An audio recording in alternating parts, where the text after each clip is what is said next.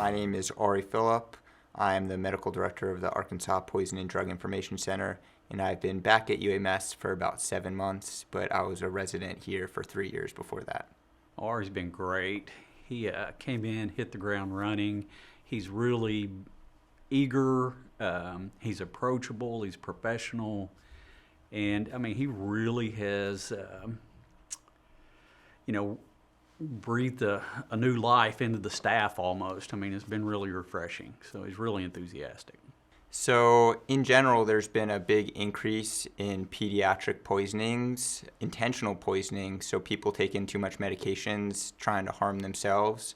And so we've seen in adolescents, those numbers since 2005 have gone up by a factor of over 300%, even more so in the population from age 0 to 12, which you might not expect those patients to try to do that sort of thing, but we are seeing that. Arkansas is struggling with the exposures to THC gummies that young kids, mostly 2 and 3-year-olds, can get into, and that can wind up putting them in the hospital.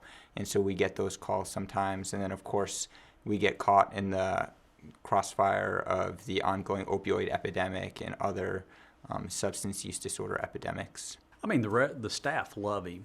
He's very approachable. He comes in, he keeps weird hours. I guess that's one thing. He comes in and sees the night staff, the folks that are working overnight, which is pretty unusual. Even I don't do that very often. So he gives the staff feedback, good and bad, on how they handle some of the cases, which is great. It's an educational thing.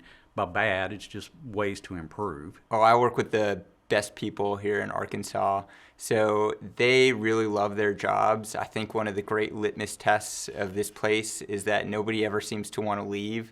A lot of the people there have been here for 20 plus years. They really like not only getting all the interesting calls that are coming in from healthcare facilities, but just being able to talk to someone who maybe their kid got into their medications, or they got an extra dose of their medications, and being able to be the soothing voice at the other end of the line to say, hey, you're going to be okay. You don't need to go to the hospital. You're going to be just fine. I get a colleague that comes in and we discuss cases all the time, and it's somebody to really bounce stuff off of and just we talk about the weird stuff and the common stuff. It's from a professional standpoint, it's great.